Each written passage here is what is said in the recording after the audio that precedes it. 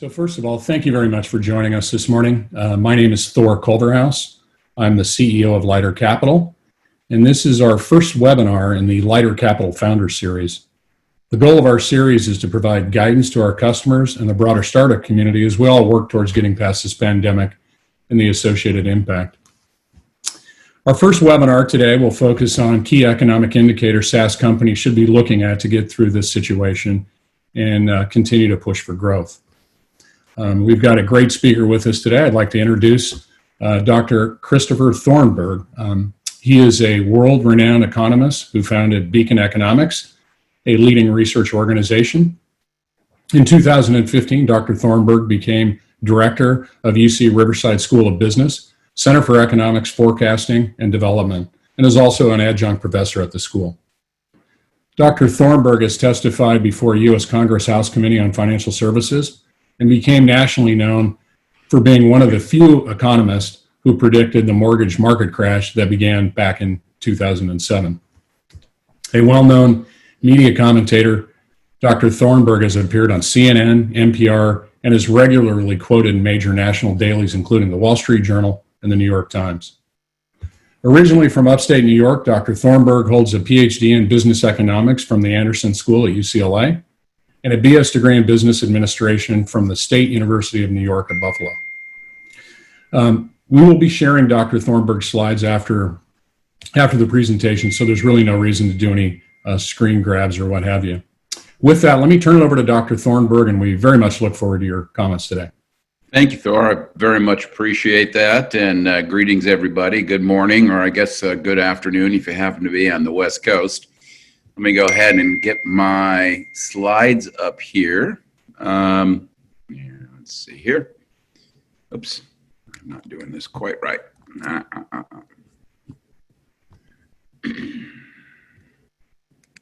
hit the wrong button. There we go. Uh-oh. Okay. So, Thor, I got to tell you, suddenly, it's blocking my ability to share my screen. Let me try one more time. Ah, we got it. Never mind. There we go. Okay, there we go. Thank awesome. you. Hey, good morning, everybody. One more time. I appreciate your attention today. I've been doing a lot of these Zoom seminars, so I'm a little surprised at my technical issues here, but it's wonderful to be with you. And, let's just dive in. Today, we're really going to be talking about the U.S. economy overall, what's happening, where are we heading. And it's interesting because, Thor started out by mentioning in the terms of my bio that I was actually one of the only guys out here in the West Coast who called the Great Recession. And, I started making that call in early 2006. Since that point in time, I've been pretty bullish on the U.S. economy. And that was true even in the beginning part of this year. In fact, this is one of my end slides from February, just a few short months ago. And it's interesting because I was on a little bit of a victory tour in as much as, last year there were a lot of pessimism about the health of the economy, the ongoing expansion of the U.S. economy. In fact, at the beginning of 2019, about 75 to 80% of economists who contributed to the Wall Street Journal's Next Recession survey said we were going to have a recession by 2020. Well, by the beginning of this year, that share dropped to just 11%. And so I was going around talking about, things are fine, the expansion continues, this and that. But over in that lower left-hand corner, I noted that there's this novel coronavirus thing going around. And, at the time, I didn't really know what to make of it. We have never had a virus-driven recession in the U.S. We knew it was out there. We knew it was a threat. But it's interesting because even as I was posting this particular slide, of course, the U.S. was already seeing people die from this particular virus. They've traced some of the first fatalities from what we now call COVID-19 to San Francisco in February of this particular year. I'm not going to bore you with the details of what's happened since then. We all know we're well above 7 million cases, 500,000 deaths globally. Here in the United States, over 100,000, again, millions of cases. And as a result of unprecedented public health mandates that have been put in place here in the United States, really across the globe, we thrust the U.S. economy into that recession that we were all worried about, although for different reasons.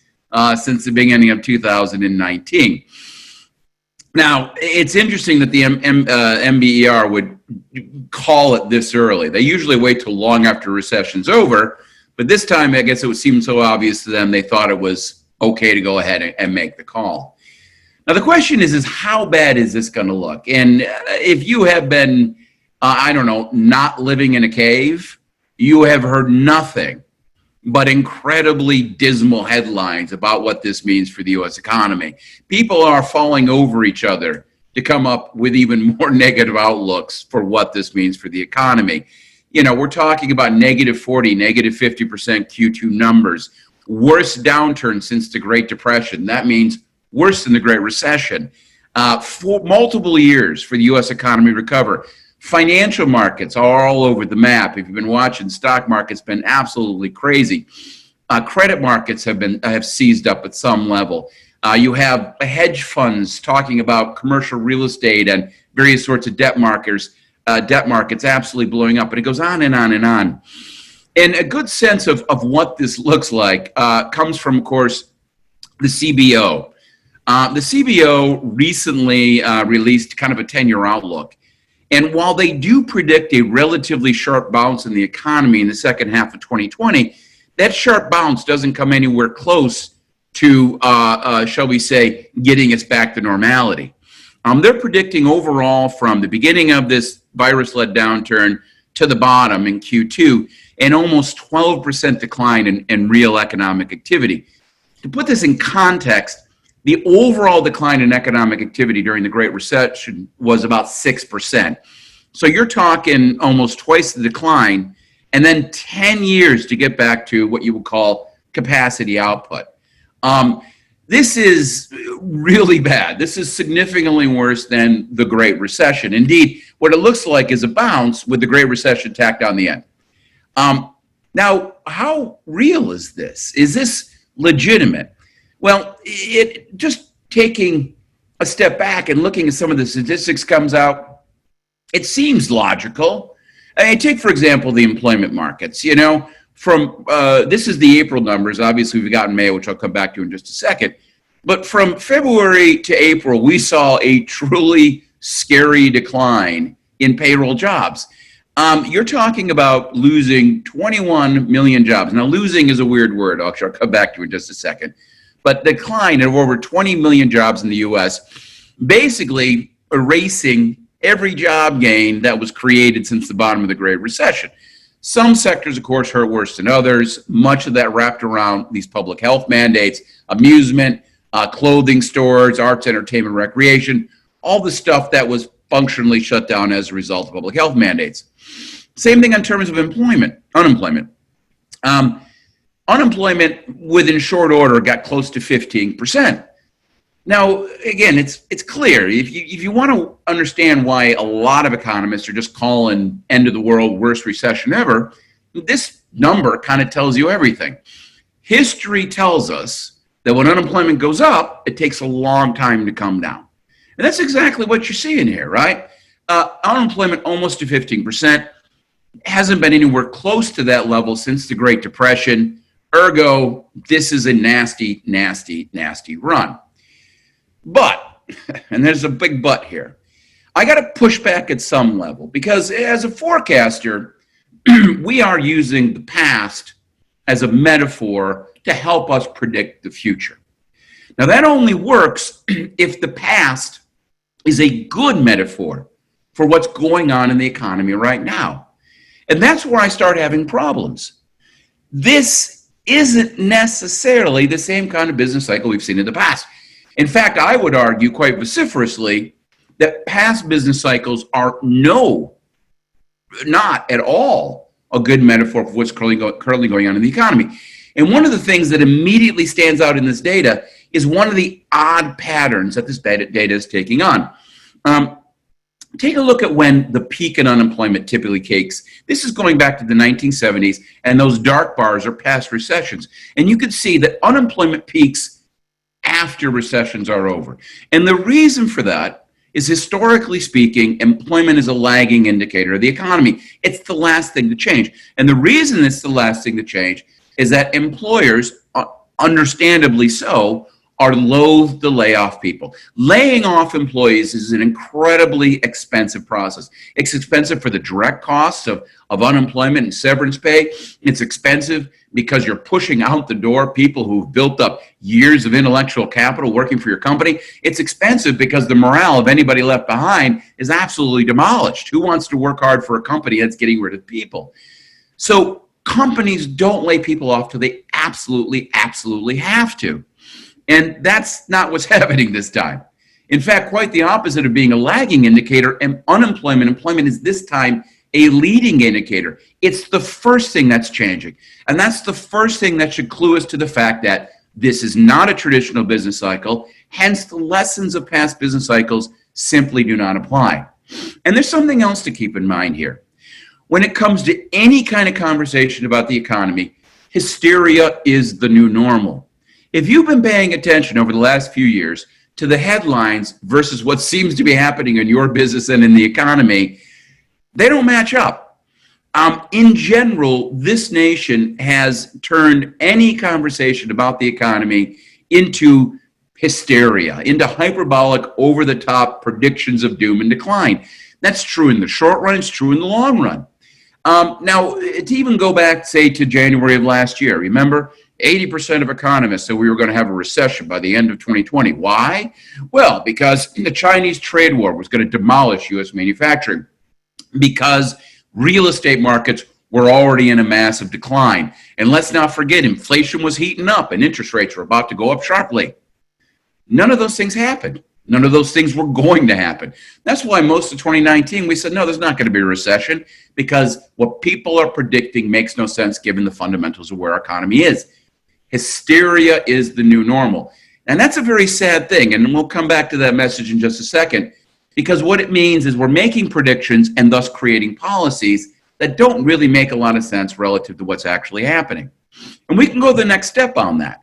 There's been a lot of economists who've gone out of the way to try and dismiss this data, but it's incredibly important data. You've heard over and over, 21 million lost jobs. I said that before, lost jobs. We lost 21 million jobs. But lost is an interesting term. Loss is when that job is not going to come back. But what are these workers actually thinking? What are they actually seeing? Well, let's take a look at that unemployment survey a little deeper. They actually ask people, what kind of job loss have you experienced? Is it an actual job loss, or are you out of work permanently? In other words, are you out of work permanently? Or is this a temporary layoff, as might happen if there's a temporary closure at your local plant? Well, basically, every single new person who became unemployed during these public health mandates, at least up till now, has said out loud, I am on temporary layoff. Every single one of these people. Right now, while we have a massive amount of unemployed people, 80% of these people say I'm on temporary layoff. I haven't lost my job. It's right there. I'm just waiting for the business to reopen once these public health mandates go away. This is not like anything we've ever seen in the past. And you can even go the next step. For all those claiming that this is going to be worse than the Great Recession or the Great Depression, that is utterly, completely wrong. Because in no way, shape, or form is this recession like what happened during the Great Recession and the Great Depression. The Great Recession and the Great Depression both occurred after the collapse of massive financial bubbles. And that's important because financial bubbles have by far and away the worst negative impact on an economy when they actually start to implode. Let's talk a little bit about the Great Recession. The Great Recession didn't just come out of the blue. It didn't just happen. It was driven by what happened over the previous 6 years, from 2001 to 2007. One of the greatest financial frauds in the history of the globe hit the U.S. economy. And that, of course, was the subprime lending, whatever you want to call it, Ponzi scheme, bubble, like I said, rip-off fraud. Somehow or other, in that period of time, Wall Street managed to convince the investing world that if you took a bunch of bad debt, put it into asset-backed securities, and sliced it off, you could create a bunch of gold standard investment items that people can put into their pension funds. And this, of course, allowed Wall Street to pump an insane amount of cash into the U.S. economy in a very short period of time. $15 trillion. Now, that $15 trillion didn't go unnoticed. In fact, what happened is it severely imbalanced the U.S. economy. We all know about the housing market, where home prices went to levels that just didn't make any sense. They were increasing by 10, 20% per year, about the crazy subprime borrowing. But it was also about the overproduction of housing. We were building well over 2 million housing units when really we needed about 1.5 million. And of course, let's remember that it wasn't just subprime mortgage loans. It was subprime credit card loans. It was subprime auto loans. Overall, what happened is it caused the U.S. economy to begin to overconsume. U.S. consumers overconsume. Savings rates in 2006 were the lowest we'd ever seen in the United States. The U.S. economy had opened up a massive trade deficit. No matter how good the economy felt in 2006 on the surface, it was absolutely rotten to the core. And it was only a function of time before the bubble imploded and everything started to fall apart. And that occurred, by the way, in mid-06. When I was making those calls in mid-06, I wasn't just making calls. I wasn't throwing darts at a wall. I saw the subprime bubble start to implode, and I knew it was only a function of time. Now, it took longer for the recession to actually hit, but a year and a half later, the Great Recession kicked in, 6% decline in real GDP, millions of jobs in construction, real estate, and finance lost permanently. Those were true lost jobs. Millions of people had to go out and rebuild careers in a new part of the economy. And that's an expensive, ugly, long-term process. It wasn't just the 6 quarters of the recession. It took 4.5 to 5 years overall for the U.S. economy to get back to normal levels. Overall, it was a 9-year cycle. It was rough. But again, because of the root of the problem, because of that financial bubble. A wonderful book came out in late 2009 and 2010. It won some awards. This time is different. 8 Centuries of Financial Folly by Reinhardt and Rogoff, 2 very, very bright macroeconomists. And they start this entire book. There's a history of financial bubbles, but they start the entire book by saying, hey, when you look through the last 800 years, the worst downturns in economies always occur after collapses of major financial bubbles. Well, what about right now? What financial bubble? Why would we assume this is going to be worse than a recession driven by a financial bubble? I have no idea. Look, things that cause recessions have to have 3 characteristics. They have to be large, they have to be sustained, and they have to be rapid. This is incredibly large, one of the largest shocks ever in our system. It's incredibly rapid. In February, you had no idea this was going to happen. But it's not sustained. Do this mental experiment. Imagine 3 weeks after everything closed down, some genius came up with a cure for the COVID virus. I think we could have said, hey, look, he's got a cure. Within days, everything would have been reopened. Everyone would have gone back to work. In other words, all these job losses are nothing more than the outgrowth of the public health mandates. They're not real losses. Now, it isn't to say that what's happening in our economy today is harmless. It's not harmless. While these businesses are closed, while people aren't able to work, they're not earning money. They're not buying inputs. And that does create a shock which is rippling through the economy. But the size of the shock is unknown at this point in time. And indeed, the size of the shock that's building in the system right now will ultimately determine how fast we get back to normality. If it was a 2 or 3 week cycle, we probably wouldn't even have a bad Q2. We would have gotten back to almost normality. If, on the other hand, these shutdowns last for 3 years, well, we can all agree, of course, this is going to be really, really ugly if we allowed ourselves to put up with that kind of massive government intervention. We just don't know. You have to think how much damage is occurring now, because again, those job losses aren't telling you how much damage, because those jobs will come back when the mandates are lifted. If there's a lot of damage, then the U scenario where he's talking about makes sense. If there's not a lot of damage, that sounds like a V where we get back to normality relatively quickly, kind of like a la the 1990s downturn. Or if it's very little damage, then this is going to look like a natural disaster scenario. A natural disaster scenario is like what happened to LA during the Northridge quake, or what happened, for example, to the Miami-Dade area after Hurricane Andrew. In these sort of circumstances, the economy takes a big hit because everything's shut down because of cleaning up after the disaster. But you don't see any long-run harm at all. Quite the opposite. There's an enormous surge while people kind of catch up with their spending, catch up with everything they needed to do during the closures before they get back to normality. How much damage is going to occur to the economy? That's what you have to think about. Well, that question boils down to 4 other questions. And this is how we've approached this. As opposed to using the past as a metaphor for the future, because we've never had a public health mandated recession before, because of this, we can't use the past. And that's the mistake that everybody keeps making. You cannot use the past. This is not that kind of business cycle. The 4 questions, which determine how much damage is going to occur, which will determine in turn how fast we recover, boils down to this. How long and how deep are the shutdowns? That's kind of an obvious one. How healthy was the economy prior to the pandemic? That's pretty important as well, because obviously if this is the straw that broke the camel's back, well, the camel's still on the ground. So is it or is the economy healthy? What has the government done? Again, another important question, because look, government policy has an effect. That's why we have government policy. And then last but not least, will there be a major shift in post-pandemic spending patterns? So let's go through these really quick. First of all, how long, how deep? Well, we're already over the hump, right? The number of new cases has been falling. There's no doubt about it. Now, it has leveled off recently. I appreciate that. But you got to be a little careful about that leveling off. What you're really seeing out there at this particular point in time is new cases in places that haven't had a lot of cases.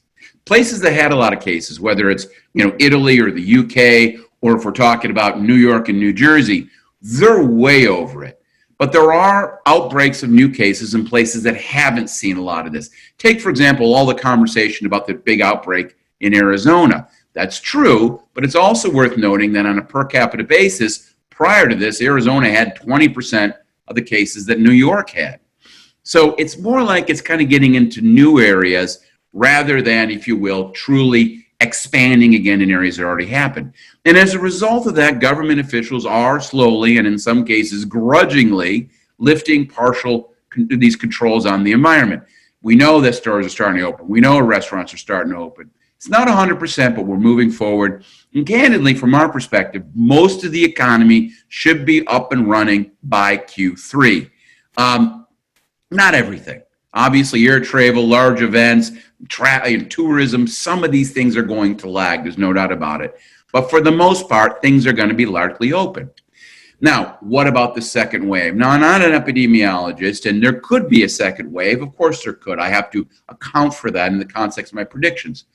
But again, going back to what I was saying, we have yet to see a second wave in any place that's already dealt quite a bit with this. And it's also worth noting that a lot of folks, particularly in the health community, have gone out of their way to tell us this is not a flu, yet second waves are almost exclusively a function of flu. You don't see second waves in coronaviruses. There wasn't one in SARS, there wasn't one in MERS. Again, just to point something out. And again, think about deaths, because deaths may be a better metric for this than actual number of cases. The problem with the number of new cases is that data is not a consistent time series. Remember, in April, the only people who were actually getting tested were those folks showing up in emergency rooms with 104-degree fever. Right now, most everybody's getting tested. And that means we're catching a lot of cases that probably wouldn't have been caught in April because the people were largely asymptomatic or perhaps only very mild symptoms, which, by the way, for most people, that seems to be the case. Now, if you look at the number of deaths, again, everywhere they continue to fall. And that's even true in places like Sweden and Brazil, where, of course, they haven't had a lot of controls put into place. So far, so good on this particular front. I really do think we're over the hump and things are starting to reopen. Now, how deep is this hit to the economy? That's another big question. And I got to tell you, it was pretty intense in April. There's no doubt about it. And that's because in April, we were at the start of this. Not only was a function, of course, of government mandates going into place in late March to shut everything down, but also our own personal fear because we didn't really understand what we were dealing with. And let's not forget that businesses were kind of caught blindsided. No one can come to the work. What do? It takes you a few weeks to figure it out. But the combination, while April was absolutely the bottom, and it was a scary bottom. You look at April, if just based on April data, the GDP Now numbers from the Atlanta Fed guys, they suggested the economy could have contracted by 50-something%. Now, to be clear, that's not actually half the economy. We do things in annualized rates. What this really means, of course, is that overall, from, again, Q4 of last year to Q2 of this year, you're talking about a 1 plus a 15, 14, about a 13% decline in GDP, just like the CBO was predicting. But still, we've never seen anything like that. Remember, peak to trough for the Great Recession was only about 6%. Now, if you just take these numbers, that's the absolute bottom, but things are coming back. The main numbers, whether it's employment or spending, are all significantly better, and that will repair much of this harm. And because we're over the hump, because things are starting to get better, we know it's not going to be bad in Q2. We're thinking maybe 15 to 25% decline. We're still waiting for it. And again, you can look at the numbers, you can already see improvement out there. Take the consumer spending data. This is through mid-May. We actually have a better data now on this, which I'll come back to in just a second. But it's interesting because it tells you something a little different than what you're hearing out there. Again, this is not all about the mandates. A lot of this is just personal fear. The biggest decline in spending activity, at least according to some of this high-frequency credit card data, occurred from mid-March to the beginning of April. The recovery in spending actually began in mid-April, not at the end of April, even in May. And of course, we see this in other sorts of data. But then, a couple days ago, we got the May retail numbers, and wow. I mean, take a look at this. May was so good, it actually got past where we were in March. April, incredibly dismal, but already big bounce back. You could see the economy getting going again. We're not back to where we were, but it's a pretty good number. We're over the hump. Things are moving forward. And of course, you see that in terms of employment as well. Look, if you looked at the insured unemployment, which is a weekly number, we were already over the peak in April of this year. And then lo and behold, everybody was all crazy by the May report because consensus was crazy. Consensus wasn't a loss of 7 more million jobs. We added 2.5 million jobs. Consensus was unemployment going up to 19%. Unemployment fell to 13.3%. Again, it goes on and on. And there's been a lot of economists been running around telling us that this data isn't as good as you think. For example, there is an understandable problem in the current population survey where a lot of people who got temporarily laid off actually didn't even say I'm temporarily laid off. They said, I'm at work, but I'm not working. That's about 4 million people, which is a big number. But again, even that number is falling. April was the bottom. May is better. June's going to be better yet. We're already in basically recovery mode. And to put this a little better in context, remember that for all the loss in jobs, for all the scary things that are happening out there, believe it or not, overall incomes only fell by about 11%. That's take-home pay. Proprietors' incomes, that includes restaurants and all these things, they fell about 20%. They took a giant hit. But overall spending dropped about 20%. In other words, spending dropped significantly more than incomes did, which says that overall, people are actually, in aggregate, getting ahead a little bit. Because there's more spending declines than income declines, savings rates are actually starting to rise. People aren't falling behind. They're actually building pent-up demand. It's not true for everybody. We'll come back to that just in a second. Now, how healthy was the economy? Is this the straw that broke the camel's back or what? Now, again, from our perspective, we have been pushing back again. I know this has been the longest expansion, but that has nothing to do with the next recession. And we've been saying all along, there's no reason to predict a recession in as much as the fundamentals of the U.S. economy, unlike 2006, have been really good. Now, I appreciate the growth isn't all that exciting. And yeah, we took a little bit of a hit from the Chinese trade war, and we took a little bit of a hit from this and a little bit of a hit from that. But even in 2019, we had over 2% growth in real terms. There has been a slowdown in jobs. There's no doubt about it. A few years ago, we were at above 2% growth. We've since slowed to below 1.5%. But again, that's not a weak economy. That's an economy that has a problem, a labor shortage problem. The reason job growth has slowed is because over the last couple of years, unemployment dropped to 3.5%. It's the lowest in 50 years. And to put context around that, for the last 2.5 years prior to the pandemic, the job openings rate, which is the share of job openings in the U.S. economy, has been larger than the unemployment rate. There are more job openings than people looking for work. Now, I get it. Not every one of these businesses is going to reopen. Not every one of these temporary layoffs is going to turn back into a job very quickly. Some of these people will not go back to their former employer. But those who are ultimately released will be entering the tightest labor market we've seen in 50 years. And by the way, that tight labor market is only going to get worse because of basic demographics. Labor shortages are an enormous problem in the U.S. economy in the next decade because we're not having babies. Immigration isn't happening. This has been one of my big points. Over the next 25, 30 years, the vast majority in population growth in the U.S. economy is in the 65 plus crowd. Those of prime working age is barely growing at all. And again, it's because of demographics. Boomers are retiring, and all boomers were raised in families of 14 kids, and they all went out and had 1.2 kids. So it turned our population pyramid into a population column, and this issue is becoming acute. Now, again, from a short-run perspective, that means that labor shortages will help that labor market bounce relatively quickly. But it wasn't just the labor market. Tight labor markets meant wages were rising. Now, again, you hear over and over again how wages haven't been going up. But all that consternation is based on bad data. It's based on data out of the current population survey, which has some coding problems. Any economist who understands data, understands that survey, knows that. The Atlanta Fed economists know that, and they do a wonderful thing called the wage tracker. Turns out over the last 5-6 years, average real wage gains for full-time employees have been 4%, median 2%. Good, solid numbers on par with what we saw in the expansion prior to the Great Recession. And of course, savings rates prior to the Great Recession had hit that all-time low level of about 2.5%. Prior to the pandemic, they had actually improved to the best we've seen in 30 years. And you can go on from here. Take, for example, debt levels.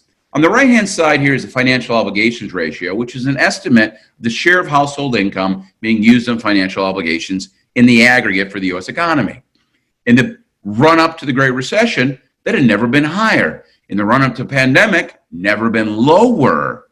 This is not a fragile financial public. It's just not. And it isn't just the aggregate. Take a look at the left-hand side. Take a look at where we were. In 2016, about the median debt payment to income number was about 14.7%. Better than 07, better than 1998. Better for high-income families in the top 10th percentile, better for low-income families in the bottom 20th percentile. In fact, financially speaking, we're about as healthy as we've been in a very long time. But what do you mean by that? We know that 60% of Americans can't even scrape together $400 for an emergency expense. Yet again, this is one of those conventional wisdoms that is none of the above. It makes me crazy. This headline keeps showing up month after month when I can't even tell you how many economists have gone out of the way to debunk this. It was based on a flawed survey. The people who put the survey out in the public said, we have a problem with this, but we're telling you what it says. But again, in this era of miserabilism where everything has to be taken to the worst common denominator, the editors latched onto it and it keeps showing up in the headlines. The good news is it's not true. Real estate, I heard Mark Zandi from Moody's say 15% of homeowners are going to get foreclosed on if the closures went to June or July. I'm appalled that he would say that out loud. That's as many foreclosures as we saw during the Great Recession. And by the way, all those foreclosures didn't occur because of the Great Recession. They occurred because of the subprime bubble. It was a causal factor, not an effect. There is no housing bubble right now. In fact, overall, last few years, you haven't seen a huge amount of new construction. Prior to the Great Recession, a record share of housing units for sale for rent. Prior to the pandemic, record low. Look at the amazing overall price appreciation in the U.S. prior to the Great Recession. Last few years, relatively moderate. Mortgage markets have been incredibly clean for the last decade. No sign of subprime debt overall. And then take a look on the right-hand side.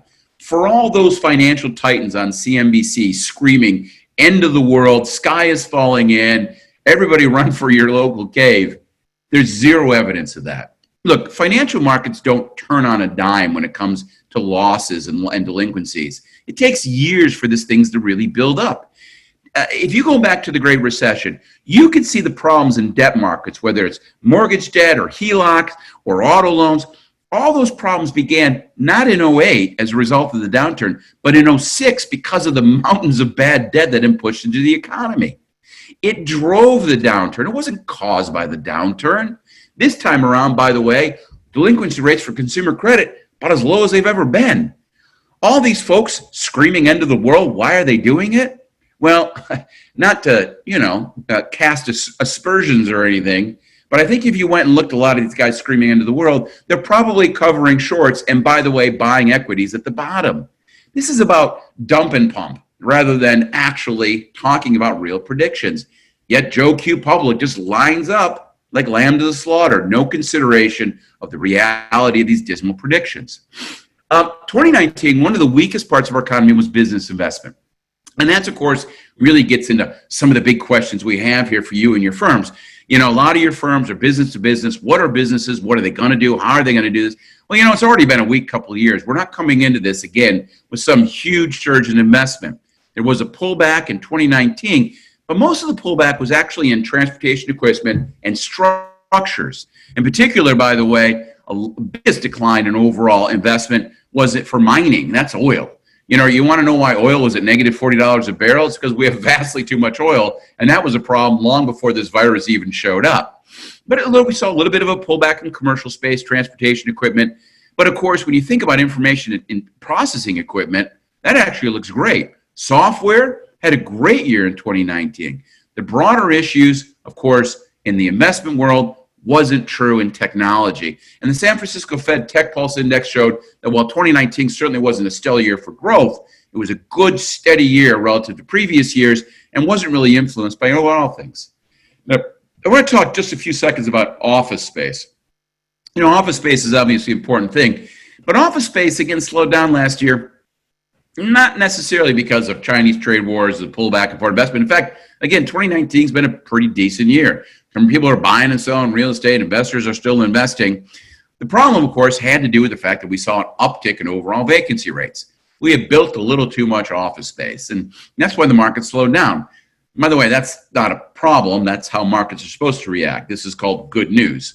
But even more important here, and this I think is interesting, does this mean that rents are about to dry up or no one's going to build a new office building? Well, if you look on the right-hand side, the highest increases in rents we've seen over the last few years are not places that have seen big declines in vacancy rates. Quite the opposite. The biggest rent increases are in places that have had very little declines in vacancy rates. What we're talking about here, take, for example, San Francisco. In San Francisco, there hasn't been any change in office vacancy rates for years, and yet there's a bunch of new buildings going up. What's happening is that those markets, those economies are so strong that people who are fighting for good workers recognize that if I want the best workforce, I got to have the coolest office space. So new buildings are going up, and they're 75% pre-leased before they even put the first stick in the ground.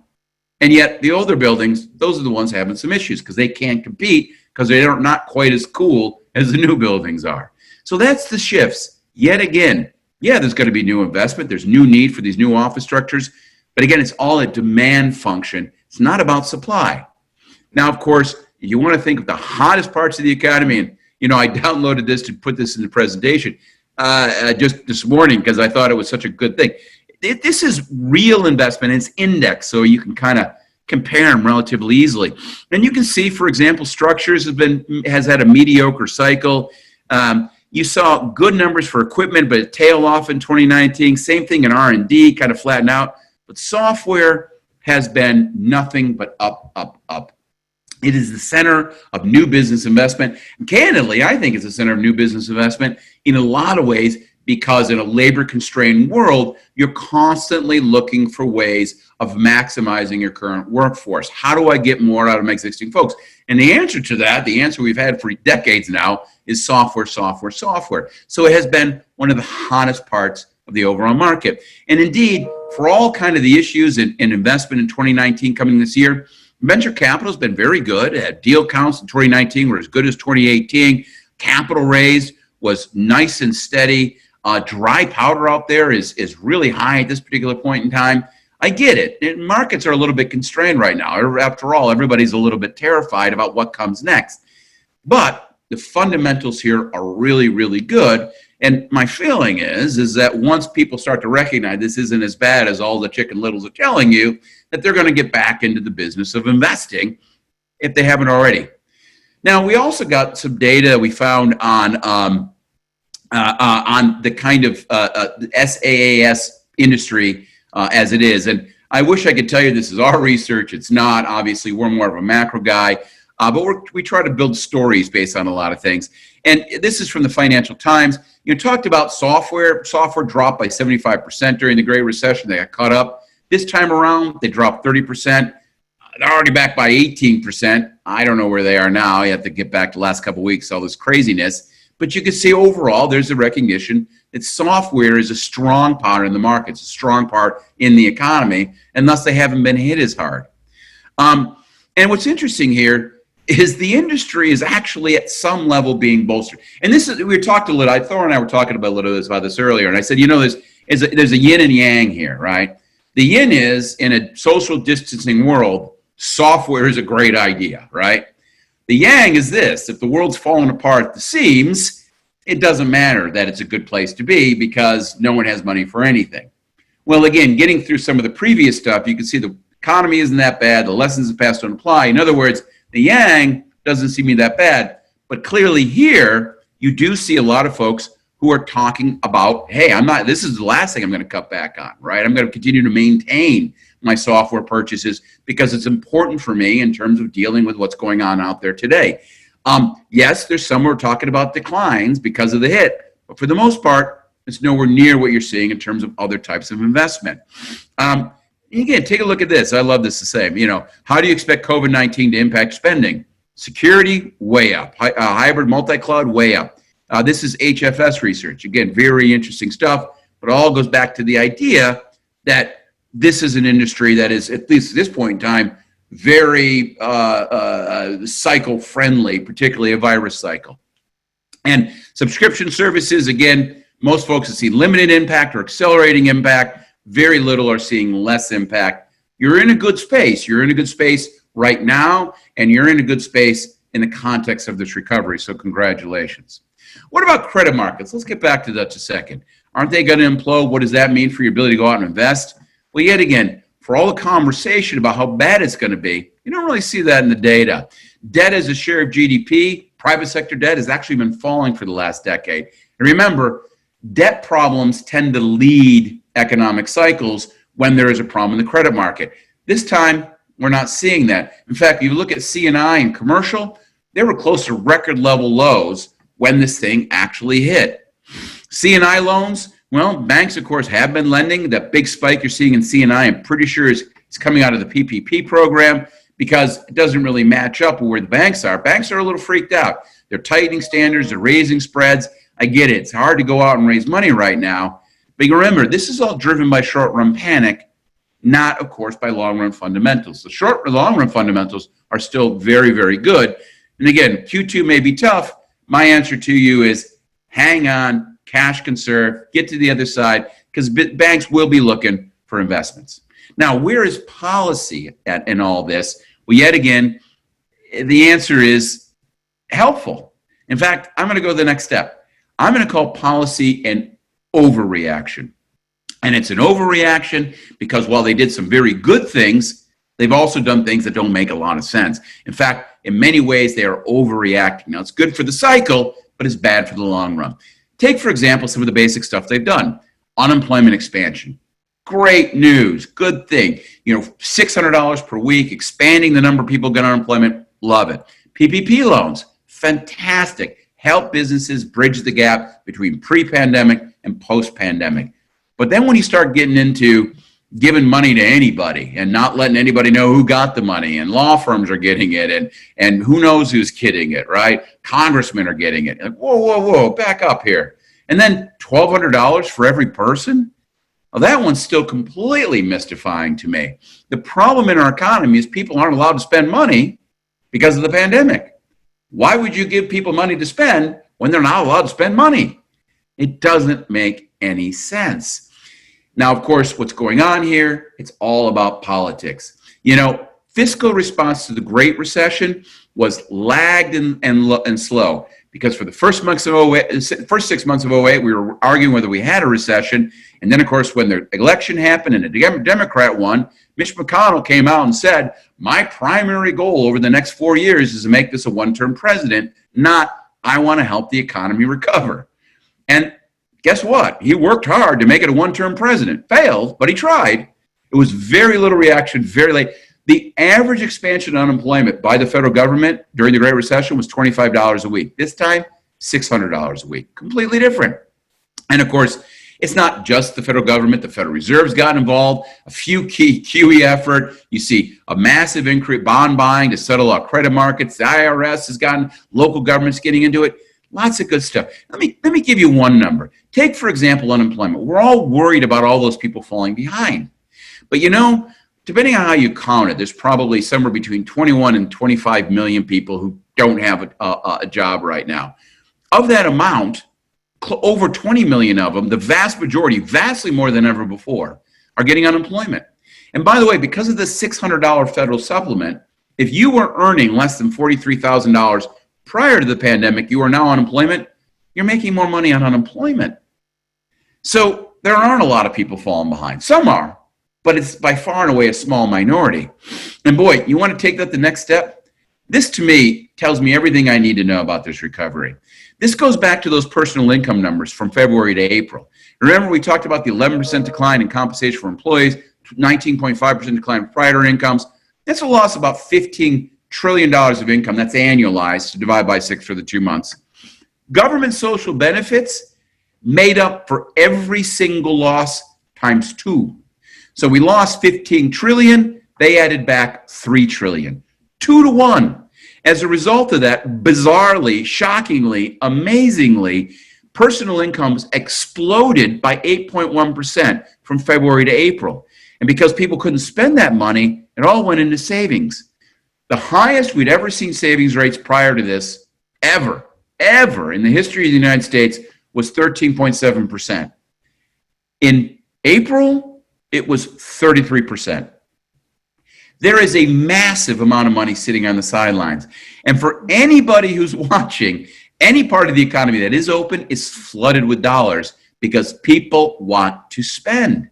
In fact, for me, the real monetary crisis, financial crisis out there is not driven by people not paying their rent or people not being able to pay their bills.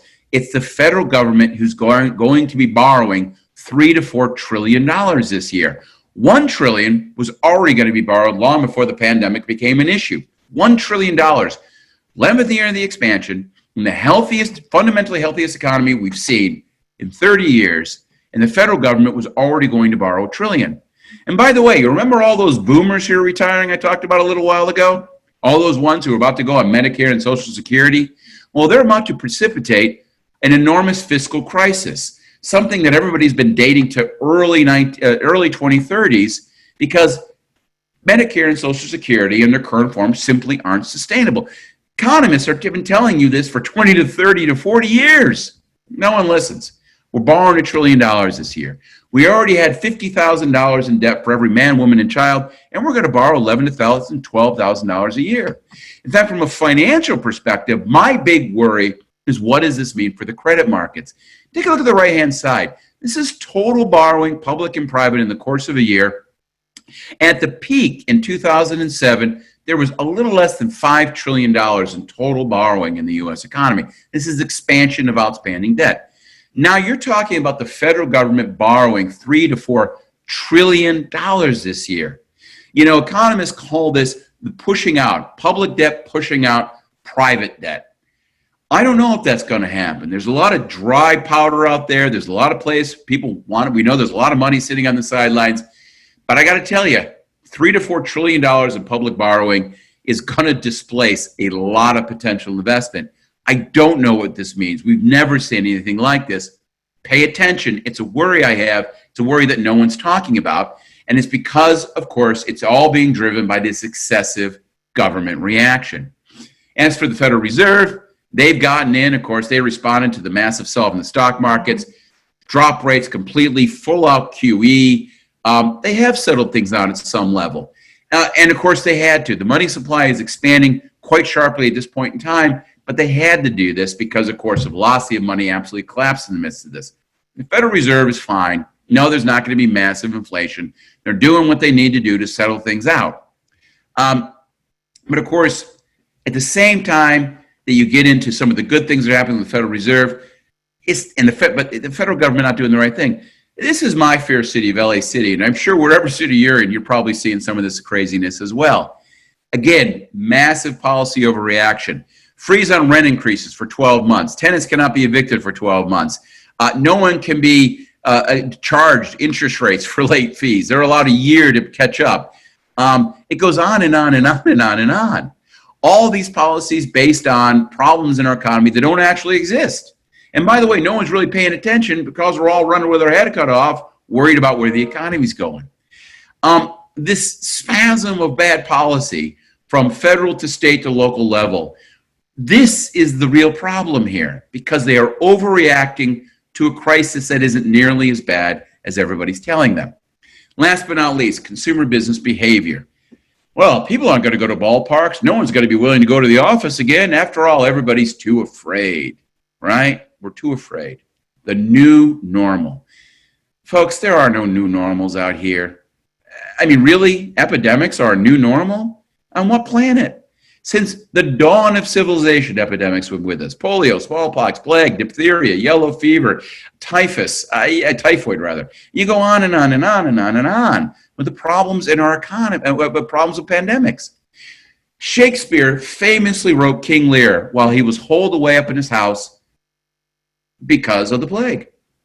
By the way, when the plague ended in London, he reopened the Globe Theatre and people flocked in to see his new play. People adapt. We're more resilient. Yeah, I get it. We're not used to this. People are over-responding because after all, we haven't seen it like this in a lot of years, but people are starting to catch on. This probably isn't as bad as they're claiming. We seem to be moving in the right direction. So no, I don't see a new normal. Yeah, some people are scared.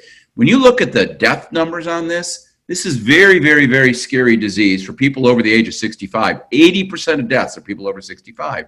They're probably not going to come back until the end of the year when this thing is truly gone. But for most people under 55, 60, this doesn't mean all that much. And candidly, they're ready to rock and roll. So, 4 big questions. How long, how deep? A couple of months. Not that deep.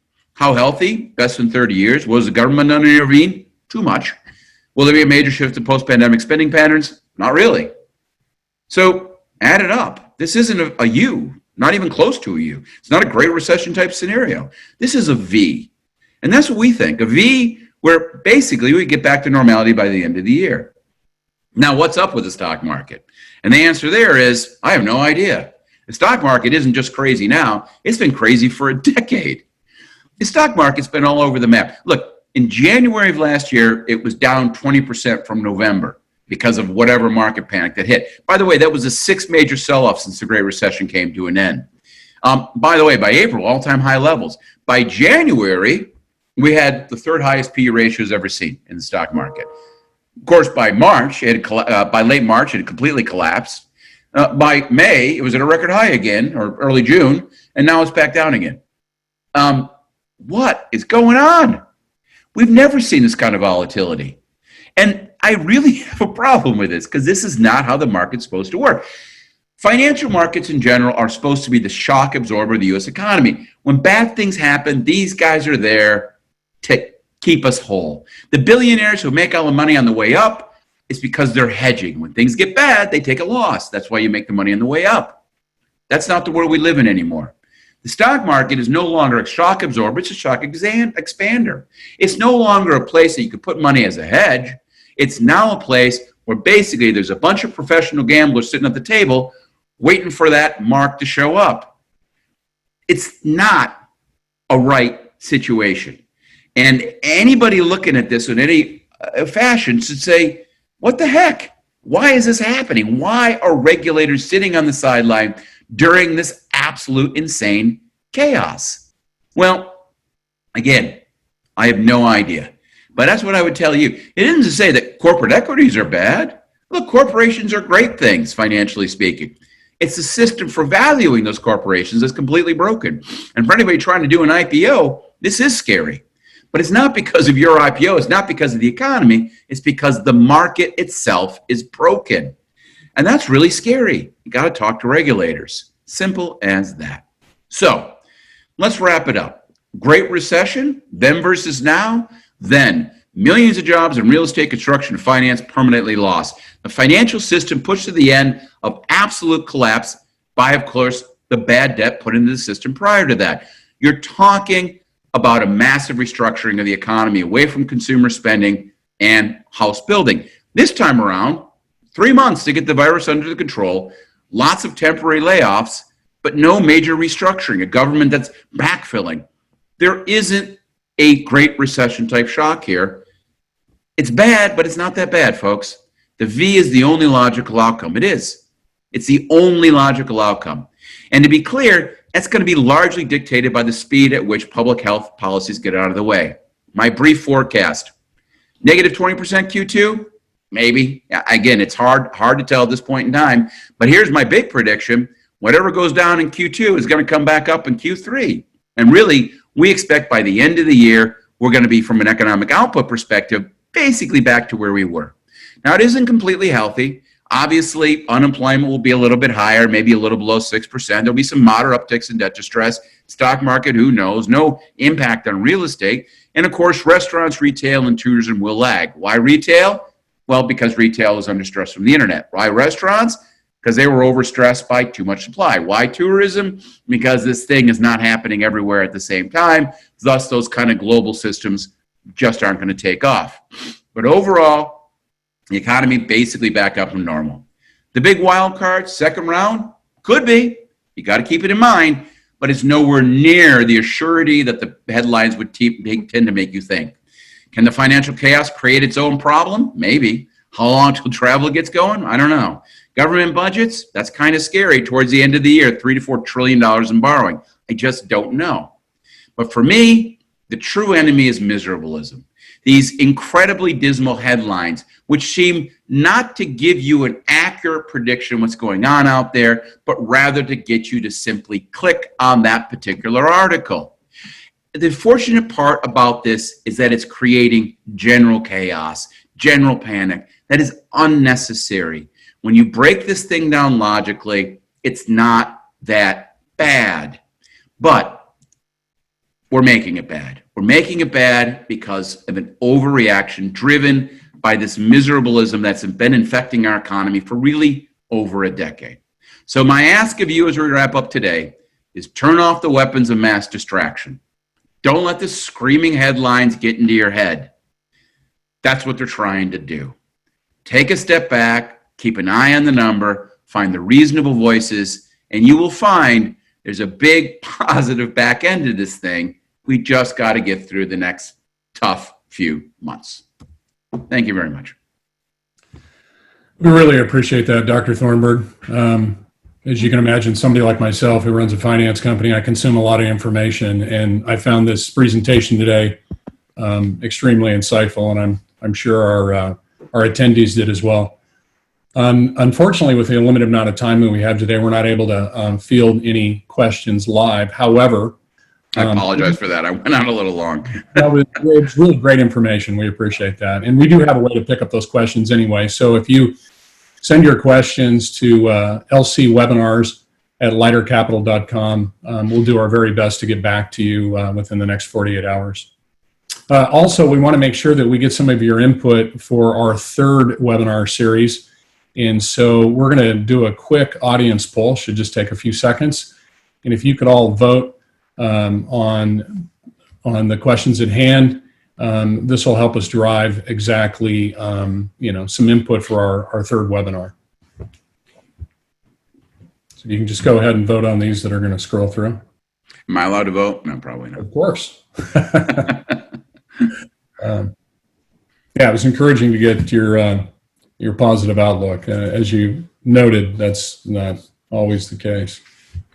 Yeah, I've just looked through some questions quick. You know, it's interesting. Someone talked about CLOs, and I agree with you. There are corners where there's going to be financial stress, folks. I think that's realistic, but it's not the entire market. And I think that's the point I'm trying to make here. So, but yeah, it's going to be an interesting world over the next 6 months, no doubt about it. Good. And then finally, I just want to remind everybody that our next webinar series is going to be on June 25th at 10 a.m. Pacific.